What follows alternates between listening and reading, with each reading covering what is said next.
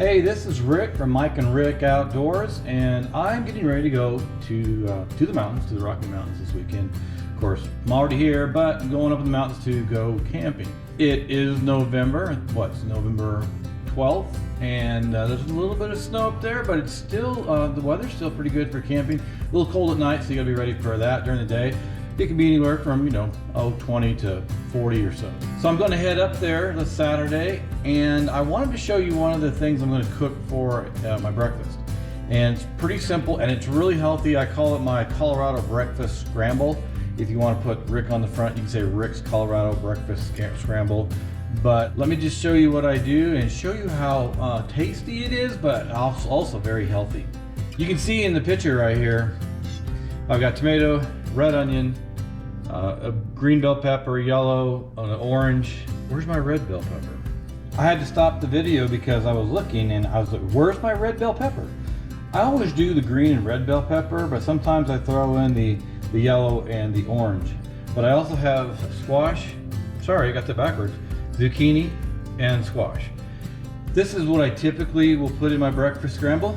And so what I do is I put olive oil in it.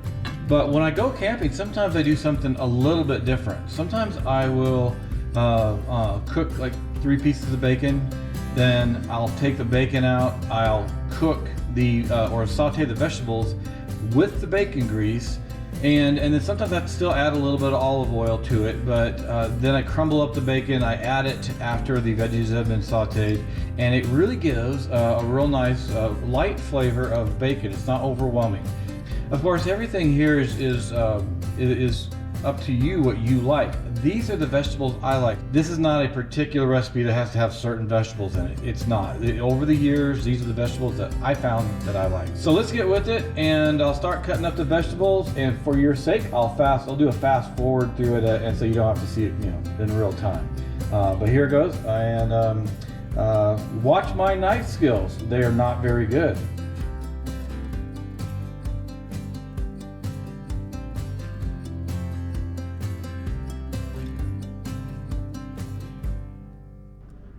One tip here is, I've learned this on one of the cooking shows, and I used to do this where I'd cut off the ends and then I would cut them in fourths and things like that. But what I learned is it's better if you just cut off a slice of it. So that's what I do now, and you can actually see when you're cutting in to not get the seeds. So I just cut off one slice of it and put the other off to the side. I'll put it in a plastic bag and use it for later.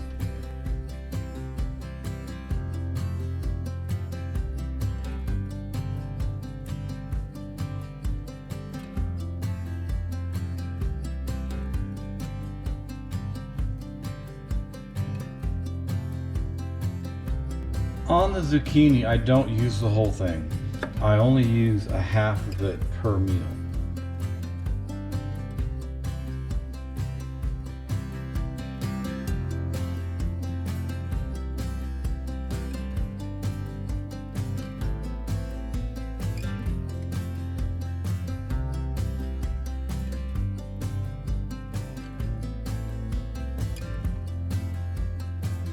All right, there's the vegetables. I do separate these when I package them to go to cook. And the reason why is some of them need to cook longer than others, in my humble opinion. So the zucchini and squash don't need to cook quite as long. They do. I do cook them the same length of time. By the way, I've cleaned that countertop really well, so I'm not worried about a little food going over there, because I just really wiped it down. But so just for your information, you want to know why I'm separating these vegetables here, the red onions and the bell peppers, will be in one sack, plastic bag, and the zucchini squash will be in another one, and the tomatoes will be in the last one. Actually, the tomatoes go on at the very end. So just to give you a heads up what I do, I saute this first, then I add the zucchini squash, and once they're sauteed, then I add my eggs and a couple pieces of cheese, And then on top of that, I sprinkle the tomatoes. So the tomatoes cook a little bit, get a little bit warm as it's cooking, but it's a very short cook time. It's maybe 3 or 4 minutes. And after it's cooked, I actually let it sit in the pan and continue cooking with the burner off for probably another 5 to 7 minutes, let it cool down. But since it's gonna be so cold in the mountains this weekend, I'll probably need to let it sit for about 2 or 3 minutes because it'll cool off really quick. So there it is. That's all I do for my prep work. And I'll take my olive oil out there, and I'll take my eggs and cheese along with this. And next time you see me, I'll be up in the mountains, in the beautiful Rocky Mountains, getting ready for one incredible but healthy breakfast.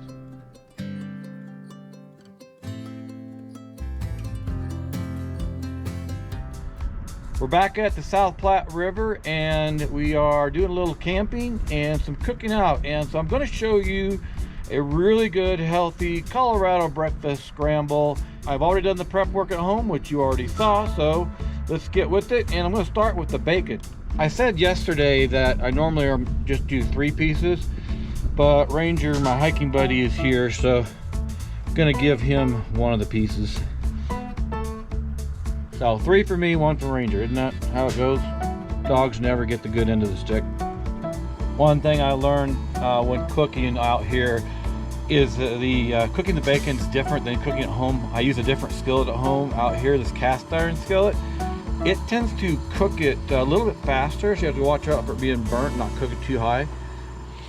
Oh, the smell of bacon, especially at a campsite. You see, it's really starting to get going here. You gotta be careful though. Like I said, I may have to turn the temperature down. It's a little too early to flip this. Just want to make sure that it's not going to cook too high and burn.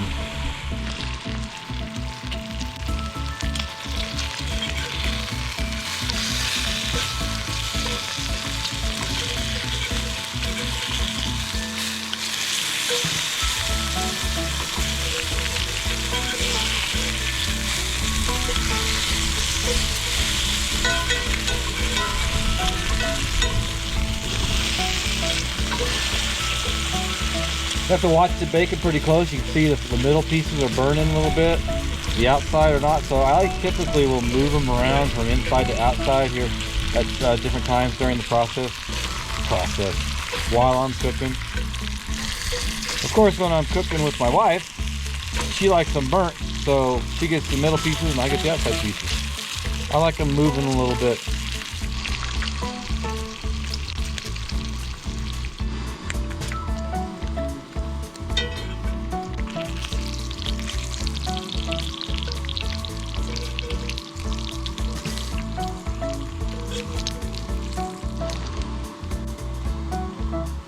Pulled a couple pieces off already, and now I need to get these off because I would cook these ends a little bit more, but the middle's getting too done.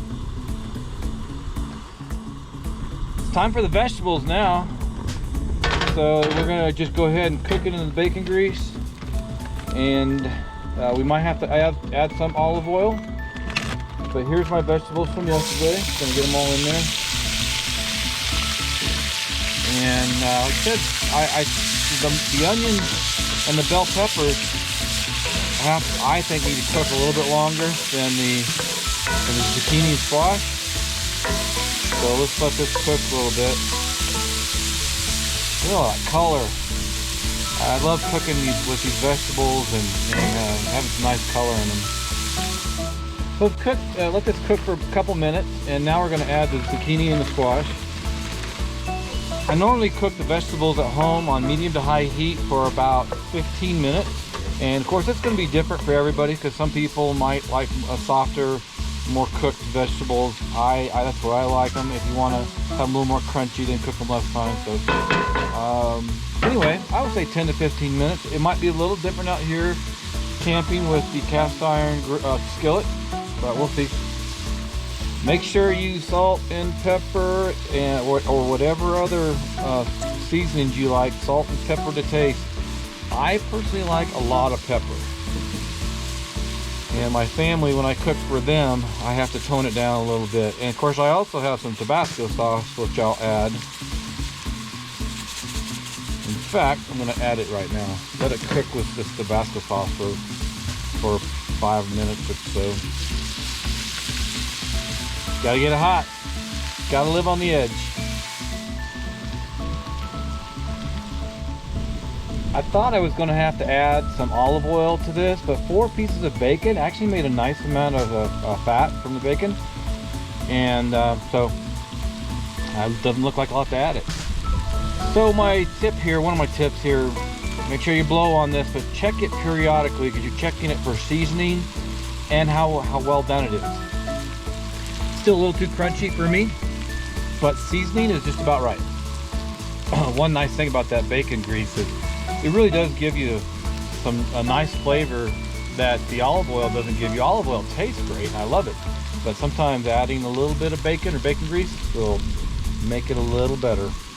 Not more healthy though. Time for the eggs. The vegetables are done good enough for me. Sometimes you should break these before putting them in, just to make sure you don't get any shells in there. But hey, I'm camping. A little shell's good when you're camping, right? Not really. So there's different ways to do this. You could break these in here, make more of a scramble. Personally, I like to just put them in here whole, and then I usually also like to salt and pepper a little bit more after they go in. Get a little more salt, just a little. Then, secret ingredient is the pepper jack cheese. So let's add this. I just lay it right over top of the egg.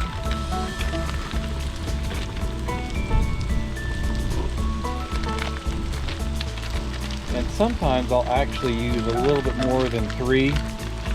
Here comes that wind again. Hope you're not hearing it, but you probably are. So I'm going to add a 4th slice of cheese here.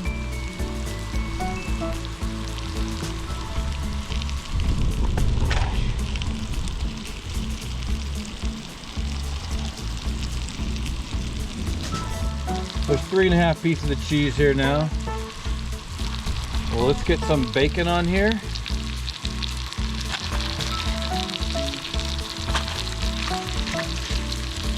Sorry to block the camera. There's the bacon.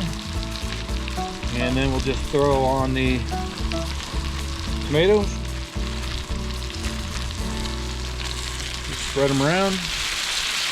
Got a little too much in one spot. It's okay. We're camping. No big deal. Not cooking for anybody special except for me. And lastly, put the lid on it.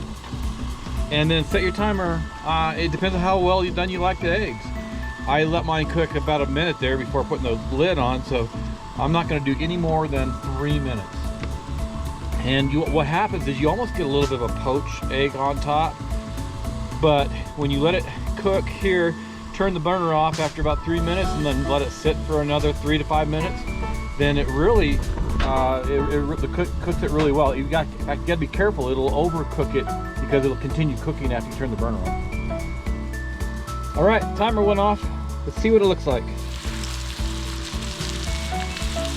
Actually, it looks pretty good. You can see it's still running, and it'll be sunny side up, but I'm going to turn the burner off, and this is going to sit here and cook a little bit longer. And in fact, I'm going to put the lid on, and we're just going to let it cook as it cools down, and we're going to have an incredible breakfast. We've let this set for about 4 or 5 minutes now, so let's take a look at it and see if it's any good. I may be talking louder than normal because this wind is kicking up. Let's see. See there, that one's runny, but I like runny. So let's see what pepper jack cheese, a little egg yolk, you know, mostly done, with some vegetables and see how it tastes. That's really good. So what I like to do is I like to run the runny egg there to get in with other vegetables and things like that. The bacon's in there too. You get tomatoes. This tastes incredible. This is the Colorado breakfast scramble. Wow, this really hits the spot. I'll tell you why I like it so much. Because sometimes if I have too many eggs, it starts to get a little overwhelming. It feels a little heavy. But when you add the vegetables in here, and then you can, you know, add a little fat with the bacon if you want, but adding the vegetables kind of cuts down on how heavy the eggs feel. And I can eat this a lot more than just eggs by itself. Well, I don't think you need to watch me eat the whole thing. So here it is, Rick's Colorado breakfast scramble. Or you can just call it the Colorado breakfast scramble. It's a great breakfast, and especially it tastes wonderful when you're out in the mountains and you've been hiking and you just need some really good food. Thanks for joining me on this Colorado breakfast scramble on Mike and Rick Outdoors. And hit that like, subscribe button and turn on the notification, and you'll get notified of all these other great hunting, fishing, and outdoor activities when we get them posted. Have a great day.